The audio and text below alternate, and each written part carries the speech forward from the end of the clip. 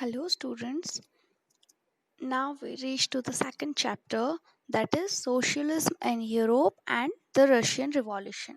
यहाँ पे हम यूरोप में फ्रेंच रिवॉल्यूशन के बाद में जो सोशलिज्म हुआ था, सोशलिज्म मतलब कि सोसाइटी जो है अपनी उसको डेमोक्रेटिक वे में उसको कौन संभालेगा, उसकी वजह से जो पॉलिटिक्स हुई थी, तो यूरोप में वो पढ़ेंगे। और क्या पढ़ेंगे? The Russian revolution. तो let's start about introduction. The age of social change. अब सोसाइटी में चेंज कैसे आने लगा? In the previous chapter, you have read about the powerful ideas of freedom and equality that circulated in Europe after the French Revolution. French Revolution के बाद हमने जैसे कि previous chapter में पढ़ा कि freedom और equality के जो powerful ideas होते थे वो पूरे यूरोप में क्या फैलने लगे थे। The French Revolution opened up the possibility of creating a dramatic change in the way in which society was structured. French revolution ने क्या किया था कि सोसाइटी जैसे स्ट्रक्चर्ड थी उसको एक ड्रामेटिक चेंज, एक ऐसे वे में चेंज लाने की पॉसिबिलिटीज़ को क्रिएट कर दिया था। मतलब एक ऐसा माहौल बन गया था फ्रेंच रिवॉल्यूशन के बाद कि अब सोसाइटी को रिस्ट्रक्चर किया जा सकता है। As you have read, before 18th century, society was broadly divided into estates and orders, and it was the aristocracy and church which controlled the economic and social power.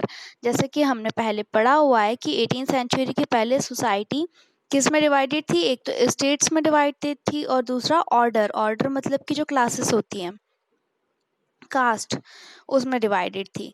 और सिर्फ उस time पे church और aristocracy हमने last chapter में पढ़ा था। क्या होता है कि जो प्रॉपर्टी लैंड ऑनर्स होते हैं उनके हाथों में पावर होता है। तो स्टेट्स और ऑर्डर्स में डिवाइडेड थी सोसाइटी, और पावर मतलब इकोनॉमिक और सोशल पावर को कंट्रोल कौन करता था? एरिस्टोक्रेसी और church. Suddenly after the revolution it seemed possible to change this, लेकिन रिवॉल्यूशन के बाद इसको चेंज करने के लिए एक तरीका पॉसिबल दिखता हुआ नजर आया। In many parts of the world including Europe and Asia, Europe और एशिया के अलावा वर्ल्ड के दूसरे पार्ट्स में भी new ideas about individual rights and who control social power begin to be discussed. लोग इस चीज़ के बारे में डिस्कस करने लगे कि अब राइट्स जो हैं वो सिर्फ एरिस्टोक्रेसी वाली पीपल को या चर्च वाली पीपल को नहीं, इंडिविजुअल लोगों को मिलना चाहिए। और सोशल पावर अब किसके हाथ में कंट्रोल आएगा, वो सब चीज़ें डिस्कस होने लगी। In India, Raja Ram Mohan Roy and Derozio talked of the significance of the French Revolution. India में कौन? राजा राम मोहन रॉय और डेरोजियो फ्रेंच रिवॉल्यूशन की सिग्निफिकेंस के बारे में बातें करते थे, लोगों को बताते थे कि फ्रेंच रिवॉल्यूशन में लोग ये आइडियाज़ अपना रहे हैं, ये बातें कर रहे हैं। And many others debated the ideas of post revolutionary Europe. और बहुत दूसरे लोग किन बातों के बारे में बातें करते थे कि यूरोप में रिवॉल्यूशन के बाद में क्या क्या चल रहा है। राजा राम मोहन रॉय और डेरोजियो फ्रेंच रिवॉल्यूशन का क्या महत्व है उसके बारे में बात करते थे, जबकि बहुत सारे लोग इंडिया में डिबेट करते थे कि रिवॉल्यूशन के बाद यूरोप में क्या क्या हुआ है। The developments in the colonies in turn, colonies में जो डेवलपमेंट्स हो रही थी, कॉलोनीज हमने पढ़ा कि अगर कोई देश दूसरे देश को अपने आर्मी रूल के थ्रू अपने अंडर कर लेता है तो वो जो अंडर वाला देश है वो उसकी कॉलोनी बन जाता है। तो कॉलोनीज में जो डेवलपमेंट हो रहा था, reshape this ideas of societal change, उन्होंने इन आइडियाज़ को क्या किया? रीशेप किया, मतलब कि कुछ चेंज करने की कोशिश करी। Not everyone in Europe however wanted a complete transformation of society. पूरे यूरोप में हर इंसान ऐसा नहीं था कि जो पूरा ट्रांसफॉर्मेशन चाहता था कि सोसाइटी अब फिर पूरी बदल जाए। Responses varied from those who accepted that some change was necessary. कुछ लोग मानते थे कि हाँ थोड़ा सा चेंज ज़रूरी है, नेसेसरी है, but wished for a gradual shift. लेकिन वो जो चल रहा था उसमें से भी थोड़े बहुत में एक्सेप्ट करते थे। To those who wanted to restructure society radically, एक तो ऐसे लोग थे जो कुछ चीज़ों को एक्सेप्ट करते थे, लेकिन कुछ लोग ऐसे होते थे जो पूरी सोसाइटी को रेडिकली रीस्ट्रक्चर करना चाहते थे। अब जो यूरोप में सोसाइटी थी वो तीन क्लासेस बोल सकते हैं हम, तीन क्लासेस के बीच में बँट गई थी। कौन-कौन? अब कंज़र्वेटिव्स थे, लिबरल्स थे और रेडिकल्स थे। ठीक है? ये कंज़र्वेटिव, लिबरल्स और रेडिकल्स के बारे में स्टूडेंट्स हम यहाँ से इस चैप्टर को स्टार्ट करेंगे। तो इन तीनों के बारे में, इन तीनों की पॉलिसीज़ क्या थी उसके बारे में पढ़ेंगे। तो उसको आपको याद रखना है, conservatives, liberals and radicals. What did these terms really mean in the context of the time? उस टाइम पर ये टर्म्स, ये ग्रुप कैसे बटे थे और ये टर्म्स लोगों के लिए क्या महत्व रखते थे? What separated these strands of politics and what linked them together? ऐसी क्या चीज़ थी जो इन तीनों को एक दूसरे से अलग करती थी, और ऐसी क्या चीज़ थी जो इन तीनों पार्टीज में सेम थी, इन तीनों टाइप के क्लासेस में सेम थी? We must remember that these terms do not mean the same thing in all context or at all times. हमें ये याद रखना पड़ेगा कि ये तीनों टर्म्स जो हैं वो सभी टाइम्स के सभी कॉन्टेक्स्ट में, सभी सिचुएशन में सेम नहीं होगी। क्यों? क्योंकि अगर सब सेम होते तो इनको तीन नाम दिए ही नहीं जाते, तो इनमें कुछ तो चेंज होगा। We will look briefly at some of the important political traditions of the 19th century. अभी हम briefly किसके बारे में पढ़ने वाले हैं? 19th century के कुछ political traditions के बारे में पढ़ने वाले हैं, and see how the influence change, और हम ये देखने वाले कि कैसे इन political traditions ने change लाया है. Then we'll focus on one historical event in which there was an attempt at a radical transformation of society. उसके बाद में हम एक ऐसे इवेंट के बारे में पढ़ेंगे कि यूरोप सोसाइटी का जो पूरा ट्रांसफॉर्मेशन है उसको पूरा ट्रांसफॉर्म करने के लिए एक अटैम्प्ट था। Through the revolution in Russia में जो रिवॉल्यूशन हुआ था उसके थ्रू क्या हुआ था? Socialism became one of the most significant and powerful ideas to shape society in the 20th century. Socialism society को शेप करने के लिए सबसे सिग्निफिकेंट और सबसे पावरफुल आइडियाज़ बन गया था। ठीक है, तो this was about the introduction part. यहाँ पे हम इस चैप्टर को स्टार्ट कर रहे हैं कि जब पॉलिटिक्स स्टार्ट हुई थी यूरोप में, सोशल को चेंज ट्रांसफॉर्म करना था, तो तीन टाइप की क्लासेस थी। कौन कौन से लोग थे? कुछ कंजर्वेटिव्स थे, कुछ लिबरल्स थे और कुछ रेडिकल्स थे। तो हम अब इनके बारे में पढ़ेंगे। Liberals, radicals and conservatives. One of the group which looked to change society was liberals. एक ग्रुप कौन सा था जो सोसाइटी को चेंज करना चाहता था? उन ग्रुप का नाम क्या था? Liberals. Liberals wanted a nation which tolerated all religions. Liberals एक ऐसा नेशन चाहते थे जो कि सभी रिलीजियंस को अपने में एक्सेप्ट करता हो। Who should remember that at this time, European states usually discriminated in favor of one religion or another. उनको इस टाइम पे ये याद रखना था, उस टाइम पे हमें याद रखना था कि यूरोप स्टेट्स यूजुअली डिस्क्रिमिनेटेड मतलब अलग किस में थे? एक रिलीजन में या अलग में। मतलब कि ब्रिटेन जैसे कुछ पार्ट्स जो होते थे वो church of England, Austria and Spain को फेवर्ड करते थे। ओके, तो Britain favour the church of England. Britain किसका? इंग्लैंड के चर्च को फेवर करता था। Okay, and Austria and Spain favour the Catholic church. Austria और स्पेन कैथोलिक चर्च को फेवर करते थे। Liberals also oppose the uncontrolled power of dynastic rulers. अब यहाँ पे लिबरल्स की एक क्वालिटी बताई है। फर्स्ट पॉइंट हमने देखा कि लिबरल्स क्या चाहते थे? लिबरल्स चाहते थे कि सोसाइटी में पूरा चेंज आए। दूसरी चीज़, लिबरल्स एक ऐसा नेशन चाहते थे जिसमें सारे रिलीजियंस हों। Third one, liberals oppose the uncontrolled power of dynastic rulers. मतलब वो मोनार्की रूल के अपोज करते थे, उनके अपोज में थे कि उनको जो पावर मिली हुई वो उनको नहीं मिलनी चाहिए, उसका अपोजिशन करते थे। They wanted to safeguard the rights of individuals against governments. वो क्या चाहते थे कि इंडिविजुअल्स के जो राइट्स हैं वो गवर्नमेंट्स के अगेंस्ट उनके राइट्स उनको मिलें, तो उन राइट्स को वो सेफ रखना चाहते थे। They argued for a representative elected parliamentary government.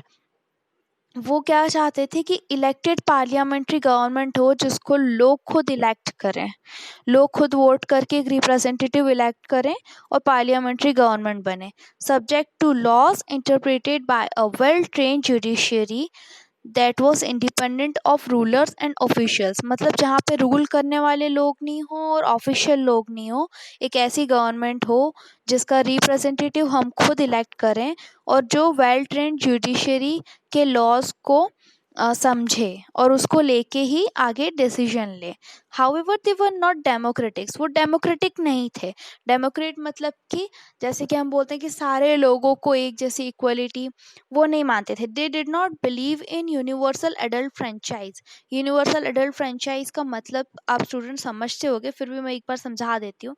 Universal adult franchise मतलब होता है, फ्रेंचाइज मतलब कि राइट टू वोट, मतलब कि सारे यूनिवर्स में, मतलब उनके यूरोप में जितने भी एडल्ट्स हैं उनको राइट टू वोट मिले, उसको वो बिलीव नहीं करते थे।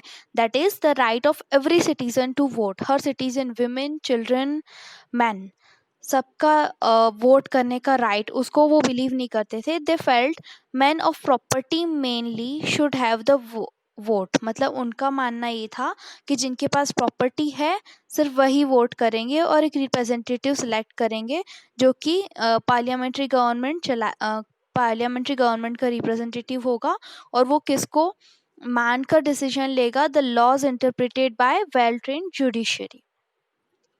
Okay,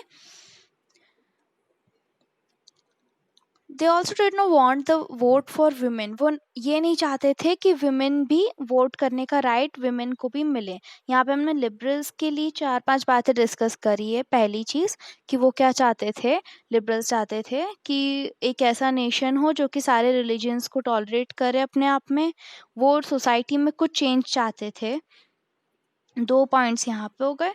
third point is what, कि लिबरल्स अपोज करते थे uncontrolled power of dynastic rulers. मतलब कि डायनेस्टिक रूलर्स की जो पावर थी, उनके जो प्रिविलेजेस मिलते थे, उनको क्या करते थे, अपोज करते थे। फोर्थ पॉइंट इज कि वो क्या चाहते थे, इंडिविजुअल राइट्स को सेफ गार्ड करना चाहते थे, इंडिविजुअल्स के राइट्स का प्रोटेक्शन चाहते थे गवर्नमेंट के अगेंस्ट। फिफ्थ थिंग, वो एक रिप्रेजेंटेटिव इलेक्टेड पार्लियामेंट्री गवर्नमेंट चाहते थे। ओके, ये 4-5 पॉइंट हमने लिबरल्स के बारे में पढ़े। Okay, now we will read about radicals. In contrast, radicals wanted a nation in which government was based on the majority of countries population. Radicals क्या चाहते थे कि गवर्नमेंट जो है वो कंट्री की पॉपुलेशन की मेजोरिटी के साथ बने, वो इस सब चीज़ों को एक गवर्नमेंट कंट्रोल करे। मैनी सपोर्टेड वुमेन्स सफ्रेगेट मूवमेंट्स, और रेडिकल्स जो होते थे वो विमेन सफ्रेगेट मूवमेंट्स को भी सपोर्ट करते थे। सफ्रेगेट मूवमेंट्स क्या होते हैं स्टूडेंट्स, कि विमेन मूवमेंट्स चलाती हैं खुद के वोट के राइट के लिए। सफरेज मतलब भी वोट होता है, फ्रेंचाइज मतलब भी वोट होता है। अनलाइक लिबरल्स, मतलब लिबरल्स की जैसे नहीं, लिबरल्स क्या करते थे, सॉरी, लिबरल्स की जैसे नहीं, they oppose the privileges of great land owners and wealthy factory owners. वो क्या करते थे कि ग्रेट लैंड ओनर्स, जितने भी लैंड ओनर्स को प्रिविलेजेस मिले हुए, जैसे लिबरल्स चाहते थे कि प्रॉपर्टी जिनके पास है उन्हीं लोगों को राइट टू वोट मिले, लेकिन उनको ये जो प्रिविलेजेस है उसका ये अपोज करते थे radicals. They oppose the privileges of great land owners and wealthy factory owners. और फैक्ट्री ओनर्स मतलब कि इंडस्ट्रियलाइजेशन चल रहा था, इंडस्ट्रीज बढ़ती जा रही थी, बनती जा रही थी, तो वो जो फैक्ट्री ओनर्स होते थे और लैंड ओनर्स होते थे, उनको जो स्पेशल राइट्स दिए जाते थे उसको भी वो क्या करते थे, रेडिकल्स अपोज करते थे। जबकि लिबरल्स क्या करते थे, लिबरल्स उनको राइट देना चाहते थे कि जिनके पास प्रॉपर्टी है वो वोट करने का राइट रख सकें। They were not against the existence of private property. वो इसके अगेंस्ट नहीं थे कि लोगों के पास अपनी प्राइवेट प्रॉपर्टी ज़्यादा हो, but disliked concentration of property in the hands of a few. लेकिन उन्हें ये चीज़ भी अच्छी नहीं लगती थी कि प्रॉपर्टी सिर्फ कुछ लोगों के हाथ में ही रहे। वो चाहते थे कि सबको एक जैसे रखें, वो इक्वलिटी चाहते थे। तो लिबरल्स और रेडिकल्स के बीच में यहाँ पे 2 डिफरेंसेस आपको दिख रहे होंगे स्टूडेंट्स। लिबरल्स वुमेन के वोट के लिए के सपोर्ट में नहीं थे, लेकिन रेडिकल्स उनके सपोर्ट में थे और उनको सपोर्ट करते थे सफरेज मूवमेंट्स के लिए, विमेन को। ठीक है। सेकंड थिंग इज कि लिबरल्स क्या चाहते थे, लिबरल्स प्रॉपर्टी मैन के हाथ में पावर चाहते थे, लेकिन ये क्या करते थे, रेडिकल्स उसका अपोज करते थे, प्रिविलेजेस जो लैंड ओनर्स और वेल्थी फैक्ट्री ओनर्स को मिलते थे उनका अपोज करते थे। अब हम कंजर्वेटिव्स के बारे में पढ़ेंगे। Conservatives were oppose to radicals and liberals, radicals और लिबरल्स दोनों को ही अपोज करते थे, कौन, conservatives. After the French revolution however even conservatives had open their minds to need for change, मतलब फ्रेंच रिवॉल्यूशन के बाद कंजर्वेटिव्स ने चेंज के लिए नीड है उसके लिए अपने माइंड ओपन किए हुए थे, मतलब ओपन माइंडेड थे। Earlier in the 18th century, conservatives had been generally opposed to the idea of change. 18th century में क्या होता था कि चेंज का आइडिया, मतलब चेंज अपनाने के लिए वो थोड़ा सा अपोज करते थे, कौन, conservatives. By the 19th century आते आते they accepted some change was inevitable but believed that the past had to be respected. उन्होंने ये एक्सेप्ट किया कि चेंज जो है वो हम हटा नहीं सकते, इनएविटेबल है, चेंज तो होगा, उसको उन्होंने एक्सेप्ट किया। बट उनका मानना ये भी था, दे बिलीव कि पास्ट को हमें रिस्पेक्ट करना चाहिए, past had to be respected and change had to be brought about through a slow process. Conservatives change चाहते थे लेकिन धीरे धीरे स्लो प्रोसेस के साथ चेंज चाहते थे। तो कंजर्वेटिव्स के लिए 2 पॉइंट्स ये याद रख लेना स्टूडेंट्स कि कंजर्वेटिव्स रेडिकल्स और लिबरल्स दोनों को ही अपोज करते थे। सेकेंड थिंग कि वो चेंज चाहते थे लेकिन स्लो प्रोसेस से चाहते थे। Such differing ideas about societal change clashed during the societal and political turmoil that followed the French Revolution. अब ये जो डिफरेंट आइडियाज़ होते थे लोगों के, कंजर्वेटिव, लिबरल्स और रेडिकल्स, तो इनमें ये जो आइडियाज़ होते थे इनके क्लैशेस होते थे, और इसी वजह से वहाँ की जो सोशल एंड पॉलिटिकल सिचुएशन थी उसका क्या हो रहा था, उनके बारे में बहुत डिस्कशंस चलते थे, तो कुछ स्टेबल नहीं था।